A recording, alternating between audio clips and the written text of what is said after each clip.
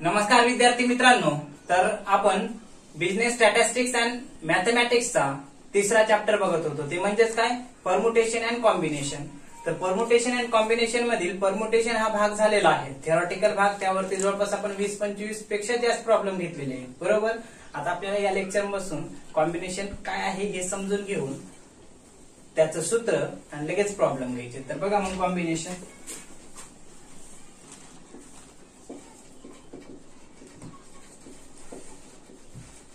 Combination ह्यालाच म्हणतात वस्तू संयोग.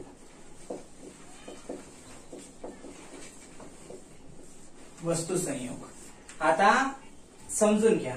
परमुटेशन इकडे लिहितो मी. परमुटेशन मध्ये आपण काय बघितलं, परमुटेशन हे कोणत्या अक्षराने दर्शवलं जात होतं, NPR. हे लक्षात. आता परमुटेशन मध्ये काय केलं जात होतं की N वस्तूपैकी R वस्तू घेऊन त्याची काय अरेंजमेंट केली जात होती, बरोबर. म्हणजेच काय, N वस्तूपैकी R वस्तू घेऊन त्याची अरेंजमेंट केली जात होती, हे लक्षात. मात्र अरेंजमेंट करताना काय, क्रमाला महत्व होतं. म्हणजे ऑर्डर त्याची कशी असली पाहिजे, ऑर्डर महत्वाची आहे. त्याला ऑर्डर, परमुटेशन मध्ये ऑर्डर महत्वाची असते. आता ऑर्डर म्हणजे काय, तर मी सांगितलं इंडियन क्रिकेट टीम असेल, किती खेळाडू असतात क्रिकेटमध्ये, 11. तर अगोदर काय, कॅप्टनच पाहिजे, त्यानंतर वाईस कॅप्टन पाहिजे, त्यानंतर काय, विकेट किपर पाहिजे, हे लक्षात. त्यानंतर काय, ऑलराऊंडर असेल, बॅट्समन असेल, त्यानंतर बॉलर असेल. अशी कॉलेज असेल तर प्रिन्सिपल, त्यानंतर वाईस प्रिन्सिपल, त्यानंतर हेड ऑफ डिपार्टमेंट किंवा HOD, हे लक्षात. त्यानंतर प्रोफेसर, त्यानंतर असोसिएट प्रोफेसर, हे लक्षात. त्यानंतर असिस्टंट प्रोफेसर, असं मी सांगितलं, बरोबर. क्रमाला महत्व आहे सिनियरिटीनुसार, बरोबर. परमुटेशन मध्ये सिनियरिटी महत्वाची असते किंवा मग क्रमाला महत्व असते. पण आता वस्तू संयोगामध्ये बघा काय, इथं पण काय आहे, हे परमुटेशन म्हणजे काय, परमुटेशन कोणत्या अक्षराने दर्शवलं जाते, N वस्तूपैकी R वस्तू, म्हणजे NCR या अक्षराने दर्शवलं जाते.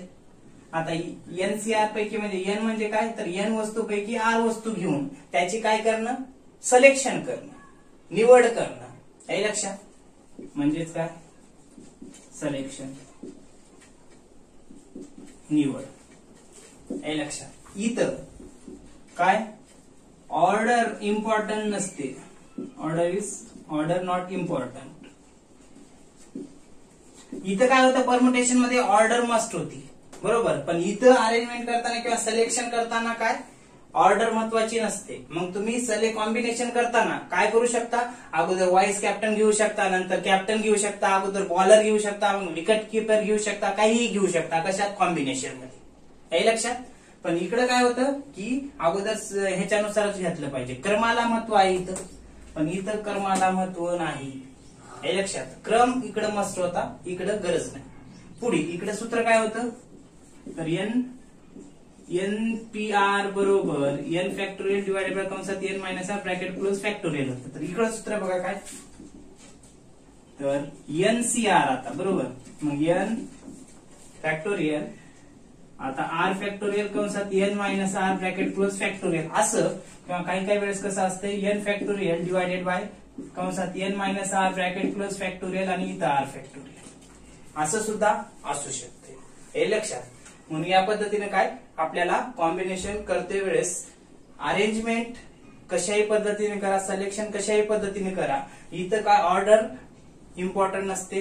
पण जेव्हा परमुटेशन कडे येता तुम्ही, तर इथं काय ऑर्डरला महत्व असते. क्रिकेट टीम घ्या, अगोदर कॅप्टन, वाईस कॅप्टन, म्हणजे इथं सिनियरिटीनुसारच विचार केला जातो परमुटेशन मध्ये. कारण काय, क्रम पर्याय, परमुटेशन म्हणजे काय, क्रम पर्याय, क्रमाला महत्व आहे परमुटेशन मध्ये. पण कॉम्बिनेशन मध्ये क्रमाला महत्व नाही. तुम्ही कसं पण काय करू शकता की सिलेक्शन करू शकता, हे लक्षात. त्याचं सूत्र काय दिलं, NCR बरोबर N factorial divided by R factorial कंसात N minus R bracket close factorial, किंवा मग अगोदर इथं R घेऊन लिहू शकता किंवा शेवटी R घेऊन लिहू शकता, हे लक्षात. तर या पद्धतीने कॉम्बिनेशन विषयी बेसिक माहिती सांगता येऊ शकते. व्याख्या बघा, सांगतो परत एकदा काय कॉम्बिनेशनची. समजा N वस्तूंचा एक संच आहे, वस्तूंच्या क्रमाचा विचार न करता. काय, वस्तूच्या क्रमाचा विचार केला जात नाही, मी म्हंटल कॉम्बिनेशन मध्ये. वस्तूच्या क्रमाचा विचार न करता N वस्तूमधून R वस्तू एन वस्तूतून आर वस्तूंच्या कोणत्याही निवडीला म्हणजे सिलेक्शनला वस्तू संयोग म्हणतात. सिलेक्शन करायचे, सिलेक्ट करायचे, काही सिलेक्ट करा. इकडे अरेंजमेंट केली जाते ते परमुटेशन मध्ये, इथं सिलेक्ट करायची ते. म्हणून या ठिकाणी काय सिलेक्शनला महत्व असतं, इकडे अरेंजमेंटला महत्व असतं. हे लक्षात. इथं ऑर्डर मस्ट आहे, इकडे ऑर्डर नॉट इम्पॉर्टंट. म्हणजे ऑर्डर इथं नेसेसरी असते, गरजेचे असते, आवश्यक आहे. पण इथं तुम्ही कसंही अरेंजमेंट केला तरी चालेल किंवा मग सिलेक्शन कसंही केला तर चालेल. इथं जे काही अरेंजमेंट असेल ते तुम्हाला काय सिनॅरिटीनुसार किंवा मग जे काही असेल व्यवस्थितरित्याच करावं लागेल. परमुटेशन मध्ये, कॉम्बिनेशन मध्ये काही आवश्यकता नाही, हे लक्षात. आणि इथं काय सांगितलं त्यासोबतच काय एन वस्तूपैकी आर वस्तू घेऊन, एन वस्तूपैकी आर वस्तू घेऊन. तिथं पण होतं एन वस्तूपैकी काय आर वस्तू घेऊन. तिथं पी होतं मध्ये, पी फॉर परमुटेशन, इथं सी फॉर कॉम्बिनेशन, हे लक्षात. तर अशा पद्धतीनं हे सूत्र किंवा मग हे सूत्र आर अगोदर लिहा डिवायडेड बाय फॅक्टोरियल किंवा मग नंतर लिहा, असंही लिहिता येऊ शकते, हे लक्षात. म्हणजेच एन वस्तूपैकी आर वस्तू घेऊन काय केलं असता, सिलेक्शन केलं असता. क्रमाचा विचार न करता सिलेक्शन केलं असता, त्याला कॉम्बिनेशन आपण म्हणू शकतो. आता काय करा, प्रॉब्लेम घ्या मग.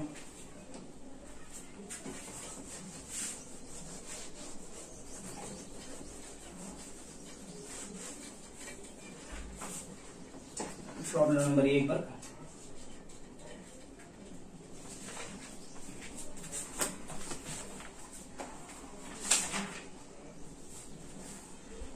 find the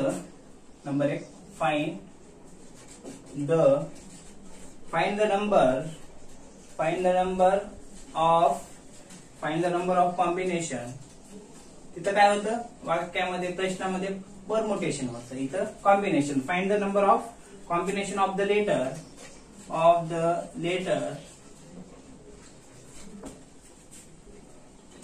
A B C आणि D, बर का. ABCD taken to at a time. काय म्हटले, ABCD या अक्षरांचा संच आहे, त्यामधून 2 अक्षर घेतली असता तर कॉम्बिनेशन क्रम काय म्हणता येईल, वस्तू संयोग काय होईल हे विचारले, क्रम पर्याय नाही. तर म्हणून घ्या इथं हेअर एन बरोबर किती आहे तिथं 4, ABCD बरोबर, कॉमन आहे इथे 1 2 3 कमी. आर बरोबर किती, टेकन किती म्हणलंय 2. आता तुम्हाला सूत्र तर दिले काय, NCR बरोबर n फॅक्टोरियल डिवायडेड बाय कंसात n minus r bracket close factorial, किंवा दुसरं ठेवा or n factorial divided by r factorial कंसात n minus r bracket close factorial. कोणतंही ठेवलं काय अडचण नाही. मग घ्या मग NCR बरोबर n ची किंमत किती आहे 4 फॅक्टोरियल डिवायडेड बाय काय कंसात 4 मायनस किती म्हणले 2 फॅक्टोरियल. आणि इथं आर चे पण इथं काय करा पाहिजे, हे फॅक्टोरियल झाल्यानंतर इथं पण 2 फॅक्टोरियल. आता काय करा, NCR बरोबर काय 4 फॅक्टोरियल मधून 2 फॅक्टोरियल गेले, किती राहतात 2 फॅक्टोरियल. आणि इथं अगोदरचे 2 फॅक्टोरियल. आता 4 ची फोड करा मग. NCR बरोबर 4 गुणिले 3 गुणिले 2 गुणिले 1 बरोबर. आता या 2 फॅक्टोरियलची फोड करा 2 गुणिले 1 इंटू या 2 ची करा 2 गुणिले 1. आता सारखं असल्यानं कटवा, हे कटलं, हे 2 कटलं, किती राहिलं तर 4 त्रिकम 12 बरोबर, बेक बे. तर NCR बरोबर 12 ला 2 भागातलं किती येते, बेसकम 12. तर किती आला आन्सर तुमचं, NCR बरोबर कॉम्बिनेशन आलं 6, हे लक्षात. तर या पद्धतीनं हा प्रॉब्लेम या ठिकाणी पहिला सांगता येऊ शकतो, हे लक्षात. आता घ्या मग पुढचे आणखी problem.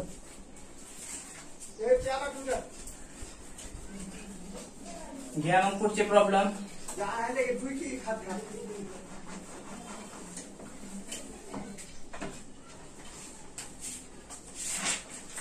Find the value of, दूसरा problem, find the value of 3C3. येईल का तुम्हाला, 3 वस्तूपैकी 3 वस्तू घेऊन. तर हेअर काय 3C3 म्हणजेच n बरोबर किती 3 आणि आर पण 3.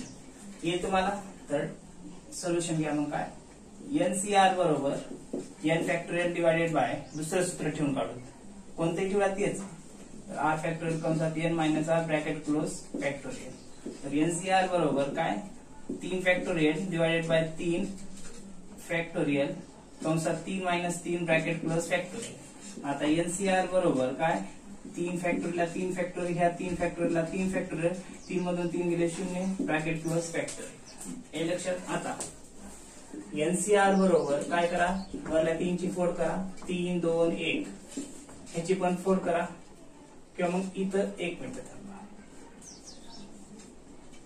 इथं काय राहील 3 फॅक्टोरियल आता या 3 ला जशा तसं ठेवा 0 फॅक्टोरियलची किंमत किती असते 1 असते हे लक्षात NCR बरोबर वरल्या 3 ची फोड करा 3 2 1 ह्या 3 ची करा 3 2 1 इंटू ह्या 1 ची 1च NCR बरोबर काय हे कटलं तर किती आलं 1च आलं तुमचं आन्सर काही आहे ना म्हणजे 1च आलं ना हे लक्षात NCR बरोबर 1 आलं हे लक्षात या पुढचा प्रॉब्लेम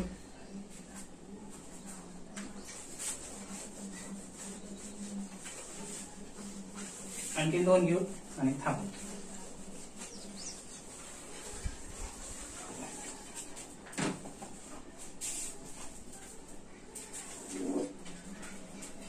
तीसरा problem find the value of 10C3 हे लक्षात येईल आन्सर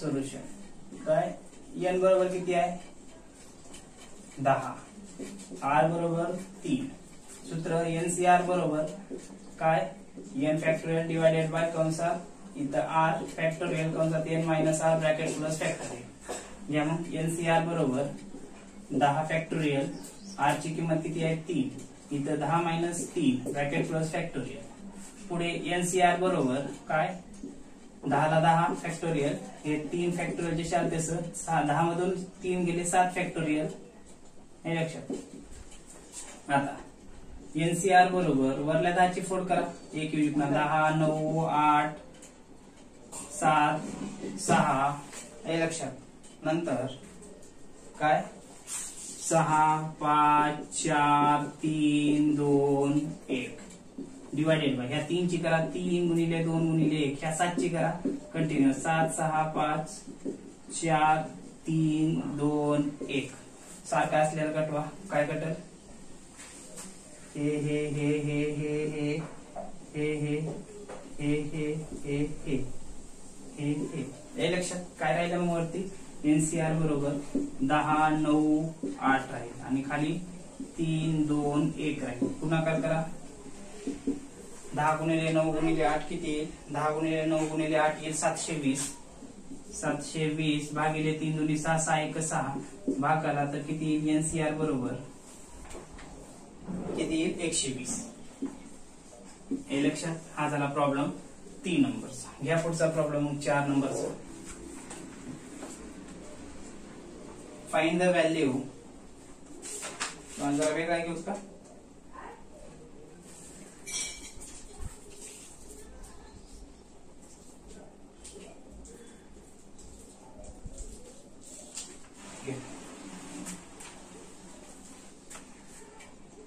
चार नंबर बघा in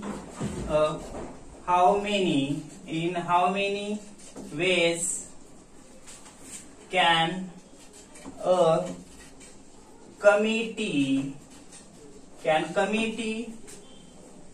of 4 persons chosen out of 10 काय म्हटले कमिटी तयार करायचे 10 मेंबर पैकी 10 व्यक्तीपैकी 4 व्यक्ती घेऊन कमिटी काय चूजन म्हणजे क्या मग निवड सिलेक्शन केली असता किती पद्धतीने होईल म्हटले 10 पैकी 4 ठीक आहे हिअर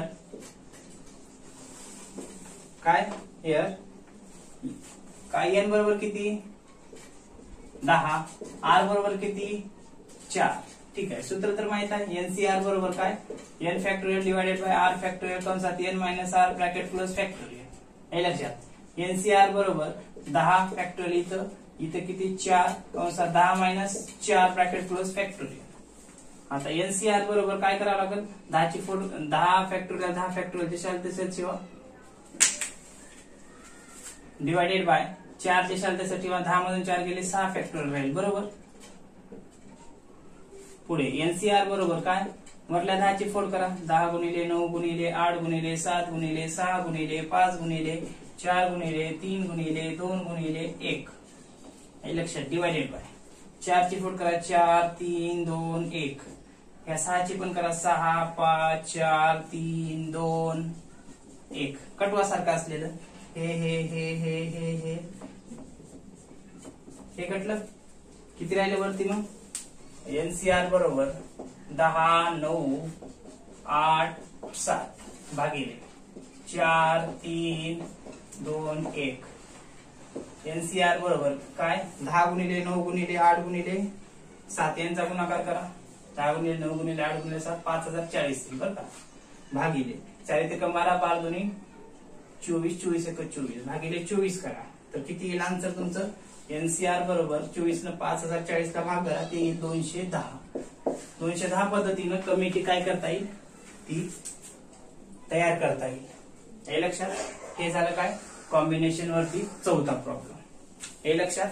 तर एक प्रॉब्लेम देतो घरी करण्यासाठी घ्या काय इथे घ्या 5 नंबरचा बघा येते का find the value of find the value of